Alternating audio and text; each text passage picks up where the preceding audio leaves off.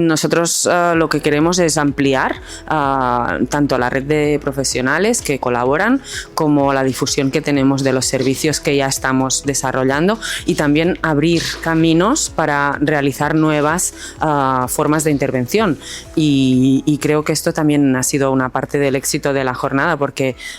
diferentes personas de diferentes ámbitos se han interesado en poder establecer algunas colaboraciones, en ver cómo podemos unir esfuerzos y ampliar pues, la intervención fuera también de Cataluña. Lo que hacemos lo hace muy pocas entidades y esto lo vemos con los recursos que contactan con nosotras y creemos que es algo de interés para muchos profesionales. La administración pública tendría que tomar un papel protagonista. Yo sí que creo que es importante sumar esfuerzos también en este aspecto,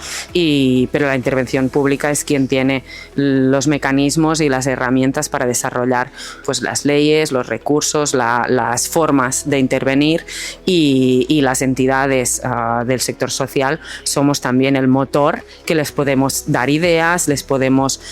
ofrecer metodología, recursos y también la experiencia que ya tenemos, ¿no? Y al final la suma de todos los factores es lo que puede llevar a realizar intervenciones más exitosas y servicios que estén alineados con lo que realmente funciona, ¿no?